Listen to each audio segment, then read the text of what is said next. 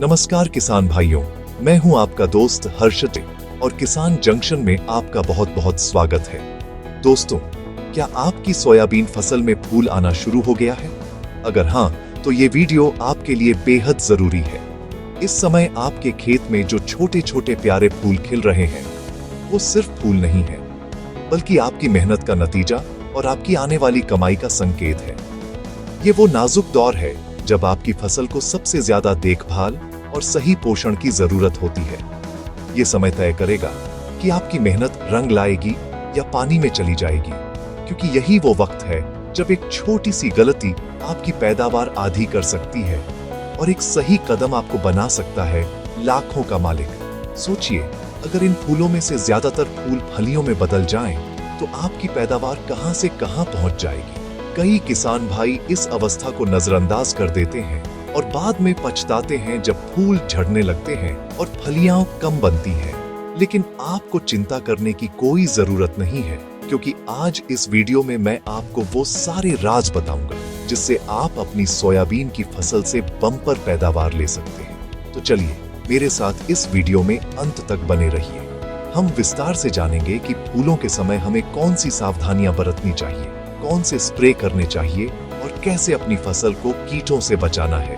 एक एक जानकारी आपके लिए सोने के बराबर है, तो एक भी सेकंड मिस मत कीजिएगा। आज हम मिलकर सुनिश्चित करेंगे कि आपकी सोयाबीन का हर फूल एक स्वस्थ फली में बदले और आपकी मेहनत का आपको दोगुना फल मिले। तो चलिए शुरू करते हैं। किसान भाइयों, सबसे पहले ये समझना बहुत जरूरी है कि सोयाबीन में फूल आने की अवस्था इतनी महत्वपूर्ण क्यों है। देखिए, फसल का जीवन चक्र कई चरणों में बंटा होता है। अंकुरण, वानस्पतिक वृद्धि, फूल आना, फली बनना और फिर दाना भरना। इनमें से हर चरण की अपनी अहमियत है, लेकिन फूल आने का चरण, जिसे हम फ्लावरिंग स्टेज भी कहते हैं, सबसे ज्यादा नाजुक और निर्णायक होता है। यही वो पुल है जो आपकी फसल की वानस्पतिक वृद्धि को उसकी प्रजनन वृद्धि से जोड़ता है। आसान शब्दों में कहें तो जितने ज्यादा फूल आएंगे और जितने ज्यादा फूल टिकेंगे, उतनी ही ज्यादा फलियां बनेंगी और उतनी ही ज्यादा आपकी पैदावार होगी। इस समय पौधे अपनी सारी ऊर्जा वानस्पतिक बढ़वार यानी पत्ते और टहनियां बढ़ाने से हटाकर फूलों के निर्माण और उनके विकास में लगा देते हैं। यह पौधे के लिए एक बहुत बड़ा तनाव का समय होता है। उसे इस काम के लिए खास पोषक तत्वों की जरूरत पड़ती है। अगर इस नाजुक समय में पौधे को किसी भी तरह का तनाव हुआ, जैसे पानी की कमी, पोषक तत्वों की कमी या फिर कीटों का हमला, तो पौधा सबसे पहले अपने फूलों को गिराना शुरू कर देता है। इसे हम फ्लावर ड्रॉपिंग कहते हैं और ये सोयाबीन किसानों के लिए सबसे बड़ी समस्याओं में से एक है। इसलिए इस स्टेज को हल्के में लेने की भूल बिल्कुल न करें। आपकी साल भर की मेहनत इसी 20 से 30 दिन के समय पर टिकी होती है। इस दौरान आप जो भी कदम उठाएंगे, उसका सीधा असर आपकी अंतिम उपज पर दिखेगा। अगर आपने सही प्रबंधन किया, तो आप सामान्य से 25 से 40% तक ज्यादा पैदावार ले सकते हैं। सोचकर देखिए, यह कितना बड़ा अंतर है। इसलिए इस समय खेत में सिर्फ चक्कर लगाना ही काफी नहीं है, बल्कि पौधे की हर छोटी बड़ी जरूरत को समझना और उसे समय पर पूरा करना जरूरी है। आगे हम जानेंगे कि इस महत्वपूर्ण समय में आपको ठीक ठीक करना क्या है। तो दोस्तों, अब जब आप समझ गए हैं कि यह समय कितना कीमती है, तो सवाल उठता है कि हमें करना क्या है। जैसे ही आपको लगे कि आपके खेत में 10 से 15% फूल खिल गए हैं, आपको तुरंत एक्शन लेना है। इस समय पौधे को कुछ विशेष सूक्ष्म पोषक तत्वों की तत्काल आवश्यकता होती है, जो फूलों को झड़ने से रोकते हैं और परागण की प्रक्रिया को बेहतर बनाते हैं। इसके लिए आपको एक फोलियर स्प्रे यानी पत्तों पर छिड़काव करने वाला एक घोल तैयार करना है। इस घोल को बनाने की विधि को ध्यान से नोट कर लीजिए, क्योंकि यह आपकी फसल के लिए संजीवनी बूटी का काम करेगा। आपको 15 लीटर की स्प्रे टंकी के लिए यह घोल बनाना है। सबसे पहले 15 ग्राम बोरॉन लीजिए। बोरॉन परागण के लिए सबसे जरूरी तत्व है और यह फूलों को गिरने से रोकता है। इसके बाद इसमें 30 ग्राम सल्फर मिलाइए। सल्फर पौधे में प्रोटीन और तेल की मात्रा बढ़ाने में मदद करता है। फिर 30 मिलीलीटर ह्यूमिक एसिड डालिए। यह जड़ों को मजबूत करेगा और जमीन में पड़े पोषक तत्वों को पौधे तक पहुंचाने में मदद करेगा। आखिर में 15 मिलीलीटर लिक्विड सीवीड एक्सट्रैक्ट मिलाइए। यह एक बेहतरीन प्लांट ग्रोथ रेगुलेटर है जो पौधे को तनाव से बचाता है और फूलों की संख्या बढ़ाता है। इस मिश्रण को 15 लीटर पानी में अच्छे से घोलकर पूरे खेत में समान रूप से छिड़काव करें। यह छिड़काव आपको 2 बार करना है। पहला छिड़काव फूल आने की शुरुआत में और दूसरा छिड़काव उसके 15 से 20 दिन बाद जब फलियां बननी शुरू हो रही हो। एक और बहुत जरूरी बात, अगर आपके खेत में फूल झड़ने की समस्या ज्यादा दिख रही है तो आप एक और चीज का इस्तेमाल कर सकते हैं, NIA यानी नैफ्थलीन एसिटिक एसिड, जिसे बाजार में आप प्लानोफिक्स नाम से जानते हैं। इसका 3 से 4 मिलीलीटर प्रति 15 लीटर पानी में मिलाकर शाम के समय स्प्रे करें। ध्यान रहे, इसका स्प्रे करते समय खेत में हल्की नमी होना जरूरी है, इसीलिए स्प्रे से पहले या बाद में हल्की सिंचाई जरूर कर दें। यह उपाय फूलों को पौधे से मजबूती से चिपकाए रखेगा। किसान भाइयों, पोषक तत्वों का प्रबंधन तो हो गया, लेकिन कहानी यहीं खत्म नहीं होती। फूलों की अवस्था में हमारी फसल पर कुछ बिन बुलाए मेहमानों का खतरा भी मंडराता है, और ये मेहमान हैं कीट पतंगे। ये समय कीटों के लिए भी दावत जैसा होता है। फूलों का मीठा रस और कोमल पत्तियां उन्हें अपनी ओर आकर्षित करती हैं। इस दौरान 2 तरह के कीट सबसे ज्यादा नुकसान पहुंचाते हैं। पहला इल्लियां और दूसरा रस चूसने वाले कीट जैसे कि सफेद मक्खी, थ्रिप्स और हरा तेला। इल्लियां सीधे सीधे फूलों और छोटी फलियों को खाकर नष्ट कर देती है, जिससे सीधा सीधा पैदावार का नुकसान होता है। वहीं दूसरी ओर रस चूसने वाले कीट फूलों और पत्तियों का रस चूसकर पौधे को कमजोर बना देते हैं। इससे पौधे में पोषक तत्वों की कमी हो जाती है, फूल झड़ने लगते हैं और पौधा तनाव में आ जाता है। सफेद मक्खी तो और भी खतरनाक है, क्योंकि यह पीला मोज़ेक वायरस को फैलाने का काम भी करती है, जो सोयाबीन की फसल को पूरी तरह बर्बाद कर सकता है। इसलिए इस अवस्था में कीटों की निगरानी करना और सही समय पर उनका नियंत्रण करना बेहद जरूरी है।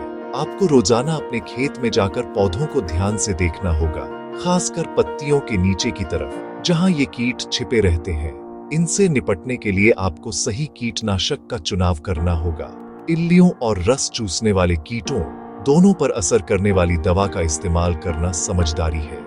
इसके लिए आप क्लोरेंट्रानिलिप्रोल 18.5% SC 60 मिलीलीटर प्रति एकड़ या फिर इमामेक्टिन बेंजोएट 5% SG 80 से 100 ग्राम प्रति एकड़ का छिड़काव कर सकते हैं।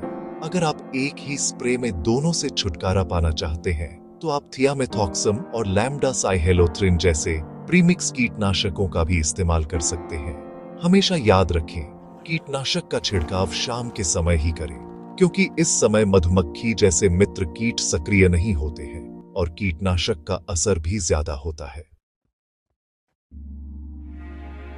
अब बात करते हैं मेरे उन किसान भाइयों की जो रासायनिक खेती से थोड़ा बचना चाहते हैं और जैविक तरीकों को अपनाना पसंद करते हैं। आपके लिए भी हमारे पास बहुत ही कारगर और असरदार उपाय हैं। प्रकृति ने हमें हर समस्या का समाधान दिया है, बस हमें उसे सही तरीके से इस्तेमाल करना आना चाहिए। अगर आपके खेत में कीटों का प्रकोप अभी शुरुआती अवस्था में है, तो आप जैविक कीटनाशकों का प्रयोग करके भी बहुत अच्छे परिणाम पा सकते हैं। यह न केवल आपकी फसल को सुरक्षित रखता है, बल्कि आपकी जमीन की सेहत को भी बचाता है और पर्यावरण के लिए भी अच्छा है।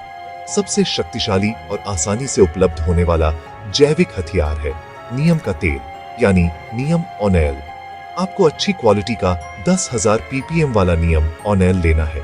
इसकी 1 से 1.5 लीटर मात्रा को 200 लीटर पानी में घोलना है। अब नीम का तेल सीधे पानी में नहीं घुलता, इसलिए इसे घोलने के लिए आपको एक स्टिकर या चिपको की जरूरत पड़ेगी। आप किसी भी अच्छी कंपनी का स्टिकर इस्तेमाल कर सकते हैं, या फिर घर पर ही 200 ग्राम कपड़े धोने वाला साबुन या शैम्पू घोलकर उसे स्टिकर के तौर पर इस्तेमाल कर सकते हैं। इस घोल का छिड़काव शाम के समय पूरे खेत में अच्छी तरह से करें। यह इल्लियों और रस चूसने वाले कीटों दोनों पर बहुत अच्छा काम करता है। इसके अलावा आप कुछ देसी नुस्खे भी अपना सकते हैं जो सदियों से हमारे पूर्वज इस्तेमाल करते आए हैं। एक बहुत ही प्रभावी तरीका है छाछ और नीम की पत्तियों का काढ़ा। इसके लिए 10 लीटर पानी में 2 किलो नीम की पत्तियां डालकर तब तक उबालें जब तक पानी 5 लीटर न रह जाए। इसे ठंडा करके छान लें। अब इस काढ़े में 5 लीटर खट्टी छाछ मिलाएं। इस 10 लीटर मिश्रण को 150 से 200 लीटर पानी में घोलकर प्रति एकड़ छिड़काव करें। ये कीटों को भगाने के साथ साथ फंगस को भी रोकता है। एक और विकल्प है 10 लीटर गोमूत्र में 2 किलो धतूरे के पत्ते और 2 किलो आंख के पत्ते डालकर 15 दिन सड़ाकर फिर उसे छानकर छिड़काव करना। ये जैविक उपाय थोड़े धीमे काम करते हैं, इसलिए इनका छिड़काव हर 10 से 12 दिन में दोहराना जरूरी है। तो दोस्तों, ये थे वो 4 महत्वपूर्ण कदम जिनका ध्यान आपको सोयाबीन में फूल आने की अवस्था में रखना है। मुझे पूरी उम्मीद है कि अब आप फूलों के महत्व को, सही पोषण की जरूरत को, कीटों से बचाव के तरीकों को और जैविक विकल्पों को अच्छी तरह से समझ गए होंगे। याद रखिए, यह जानकारी सिर्फ सुनने के लिए नहीं है, इसे अपनाने के लिए है। तो दोस्तों, अब जब आपकी सोयाबीन में फूल आ चुके हैं, तो इस वीडियो में बताए गए सभी स्टेप्स को अपनाकर आप पैदावार को 2 गुना कर सकते हैं। सही समय पर किया गया एक छोटा सा प्रयास आपको एक बड़ी सफलता दिला सकता है। आपकी फसल आपकी पूंजी है और इसकी देखभाल करना आपकी जिम्मेदारी है। इस वीडियो में बताई गई बातों को लागू कीजिए और फिर देखिए कि कैसे आपकी सोयाबीन की फलियां दानों से लद जाती हैं और आपके चेहरे पर खुशी की लहर दौड़ जाती है।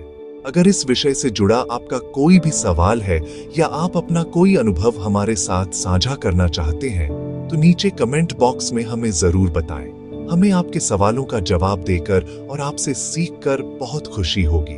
आपकी प्रतिक्रिया हमारे लिए बहुत मायने रखती है। अगर आपको यह वीडियो पसंद आया हो और इसमें दी गई जानकारी आपके काम की लगी हो, तो प्लीज इस वीडियो को एक लाइक जरूर करें और इस जरूरी जानकारी को अपने दूसरे किसान दोस्तों के साथ व्हाट्सएप ग्रुप्स में ज्यादा से ज्यादा शेयर करें ताकि वे भी इसका लाभ उठा सकें। ज्ञान बांटने से बढ़ता है। और हाँ, अगर आप हमारे चैनल पर नए हैं तो किसान जंक्शन चैनल को सब्सक्राइब करना न भूलें और घंटी वाले आइकॉन को भी दबा दें ताकि खेती बाड़ी से जुड़ी ऐसी ही महत्वपूर्ण वीडियो आप तक सबसे पहले पहुंचती